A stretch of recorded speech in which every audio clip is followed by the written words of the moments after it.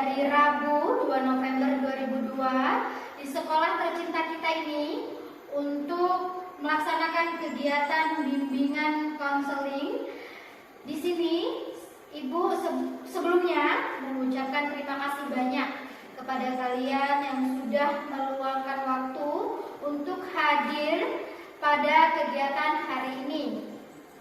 Sebelum itu Ibu bertanya, bagaimana kabar kalian hari ini? Alhamdulillah, luar biasa, Allahu Akbar.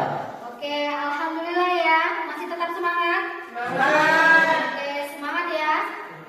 Selanjutnya, alangkah baiknya sebelum kita memulai kegiatan pada pagi hari ini, marilah kita bersama-sama berdoa agar mendapatkan keberkahan dan kelancaran dari Allah Subhanahu wa taala untuk kegiatan dan kelancaran kita yang akan dipimpin oleh siapa yang akan mewakili untuk berdoa? Saya Ibu Yoram. Oke, Yoram boleh. Baiklah, untuk memulai kegiatan pada pagi hari ini, alangkah baiknya kita berdoa menurut agama dan kepercayaan masing-masing. Berdoa mulai. Berdoa selesai. Oke, hari ini Ibu akan mengajak kalian untuk melakukan kegiatan, yaitu kegiatan bimbingan kelompok. Di sini Ibu sebagai pemimpin Kelompok. dan kalian sebagai anggota Kelompok. Oke, sebagai anggota kelompok ya. Adakah yang sudah pernah mengikuti bimbingan kelompok? Belum ya. Sebelum kita mulai kegiatan hari ini, alangkah baiknya kita berkenalan terlebih dahulu. Pastinya walaupun kalian sudah tahu atau mengenal satu sama lain, kalian pasti terkendala oleh interaksinya karena kelas yang berbeda-beda, yaitu kelas IPA dan IPS 1 sampai 4. Nah, silakan kalian sebutkan nama, kelas dan jurusan yang kalian ambil. Ya, boleh dimulai dari sebelah kanan Ibu. Selamat pagi semuanya. Perkenalkan, nama saya Adam Nurawan. Saya dari kelas 11 IPS 3. Assalamualaikum warahmatullahi wabarakatuh. Perkenalkan, nama saya Firman Gani dari kelas 11 IPS 1. Selamat pagi, perkenalkan nama saya Yoram Bagas Saputra dari kelas 11 IPS 4. Assalamualaikum warahmatullahi wabarakatuh. Perkenalkan, nama saya Najwa Rahma dari kelas 11 IPA 1. Selamat pagi, perkenalkan nama saya Putu Cynthia dari kelas 11 IPA 2. Assalamualaikum warahmatullahi wabarakatuh. Perkenalkan nama saya Siti Wijayati dari kelas 11 IPA 3. Oke, sudah kenal ya pastinya. Selanjutnya, Ibu akan menjelaskan dan memberitahu kalian bahwa pertemuan hari ini akan dilaksanakan dalam waktu 1 kali 45 menit. Apa saja kegiatan yang akan kita lakukan dalam bimbingan kelompok ini adalah sedikit menjelaskan apa sih itu bimbingan kelompok. Kedua, asas-asas bimbingan kelompok. Ketiga, tanya jawab mengenai materi yang kita diskusikan. Selanjutnya, tanya jawab diskusi setelah menonton video.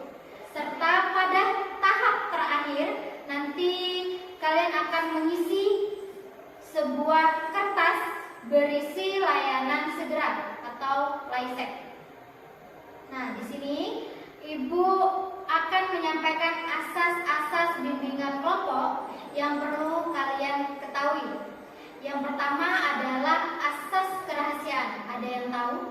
Privacy.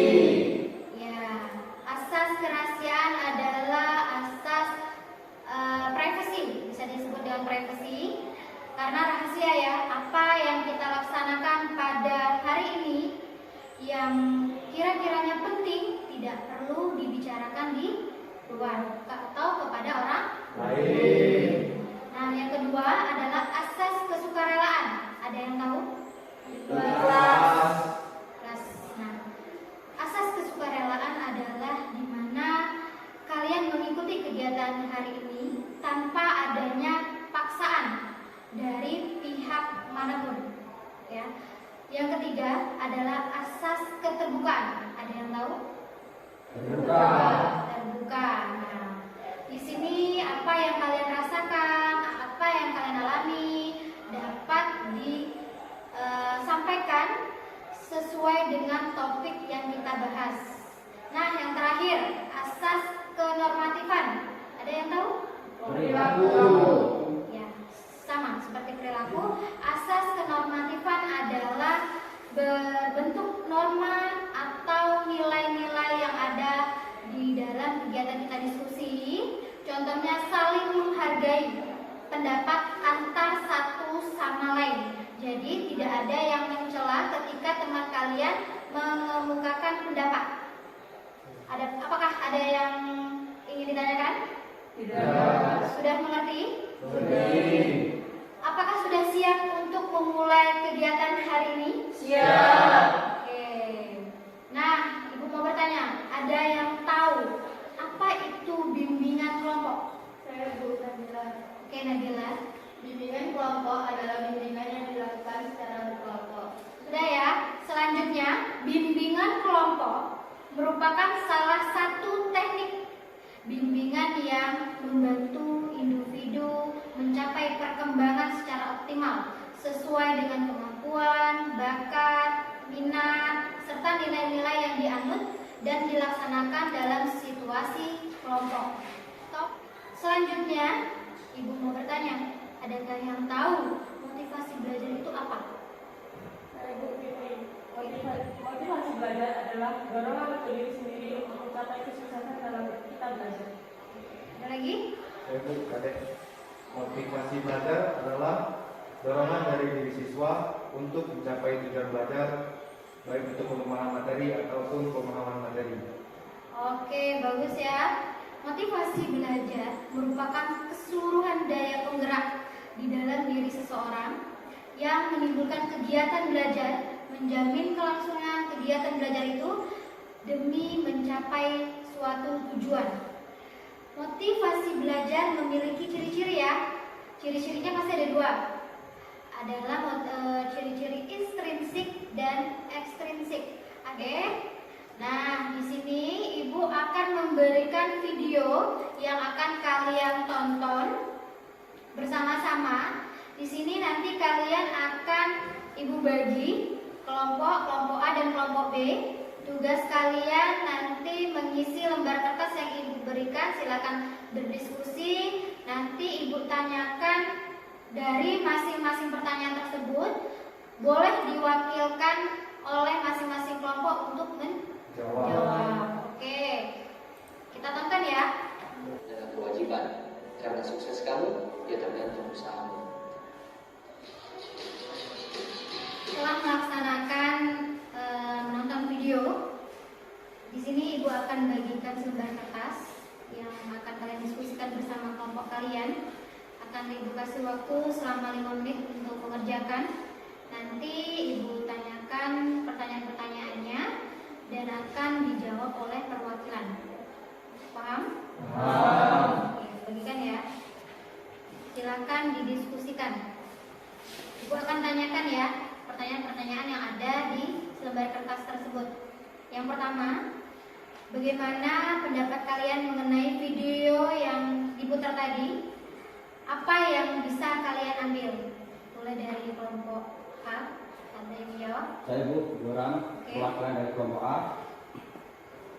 Kita harus belajar karena belajar merupakan suatu hal yang penting dalam kehidupan kita untuk mendapatkan ilmu dan sikap perilaku dalam diri kita. Oke, yang bisa diambil dari video itu adalah belajar itu sangat penting ya untuk kesuksesan di masa depan. Nah, yang kedua, apa dampak ketika motivasi belajar itu rendah? Untuk kelompok B? Saya Bu Putu. Dampaknya kurangnya semangat belajar, menjadi sering bosan saat belajar, sering bolos sekolah dan sulitnya daya tangkap saat belajar.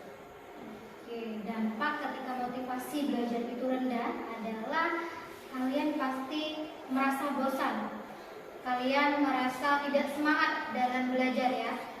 Nah, yang ketiga, pernah tidak sih kalian mengalami hal serupa seperti di video tersebut. Dari kelompok A? Ya Bu Gani, jawaban dari kelompok A. Pernah.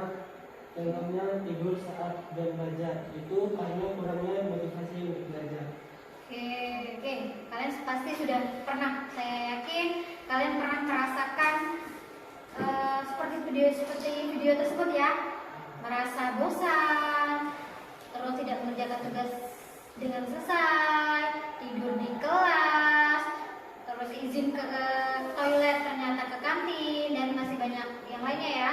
Nomor 4, bagaimana menurut kalian cara atau kiat-kiat untuk meningkatkan motivasi belajar? Dari kelompok A? Dari kelompok A, cara untuk meningkatkan motivasi belajar antara lain yaitu menggunakan metode belajar yang tepat, istirahat yang cukup, mengatur waktu belajar, serta membuat suasana belajar yang menyenangkan. Oke, bagus. Dan kelompok B? Saya Bu Enda. Cara untuk meningkatkan motivasi belajar siswa adalah memakai metode belajar yang dimana siswa yang bersifat aktif, memberi apresiasi akan prestasi siswa, dan menciptakan kondisi belajar yang baik. Oke, kiat-kiat untuk meningkatkan motivasi belajar adalah pastinya menentukan target yang ingin kita capai. Apa kesimpulan menurut kelompok kalian mengenai kegiatan bimbingan kelompok ini berdasarkan pembahasan kita yaitu motivasi belajar? Kelompok A? Saya Bu, Oke. perwakilan dari kelompok A. Kesimpulannya, kita harus mempunyai motivasi belajar yang besar dan kuat, karena itu adalah modal terbesar untuk mencapai tahap-tahap selanjutnya seperti prestasi maupun kesuksesan. Oke, bagus ya kesimpulannya. Di sini ada refleksi, yaitu kalian mengemukakan pendapat kalian masing-masing mengenai manfaat yang kalian rasakan dari kegiatan kelompok ini yang hari ini kita lakukan sesuai dengan apa yang kita diskusikan dalam bimbingan kelompok ini, yaitu motivasi belajar. Yaitu mendorong kita diri sendiri untuk semangat belajar dalam kelas. Oke. Ya Bu, Oke. manfaatnya kita jadi mengetahui faktor-faktor yang dapat meningkatkan motivasi untuk belajar. Ya Bu, manfaatnya untuk memotivasi kita agar lebih giat belajar. Oke, banyak ya manfaatnya pastinya untuk kalian semua, dapat memotivasi kalian untuk meningkatkan belajar, tidak malas lagi, semangat untuk mencapai tujuan yang kalian inginkan nanti di masa depan pastinya ya. Nah, selanjutnya Ibu akan memberikan layanan segera yang akan kalian isi dan berisikan pertanyaan mengenai topik apa yang kita bahas dan apa yang kalian dapatkan dalam kegiatan kita pada pagi hari ini. Ya, di sini Ibu akan bagikan. Silakan kalian isi. Ibu kasih waktu selama 3 menit ya untuk mengerjakan.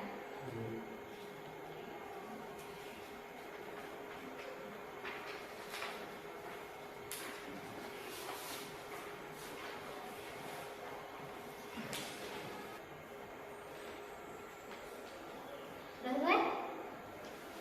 Sudah selesai ya? Oke, silakan dikumpulkan kembali ke Ibu.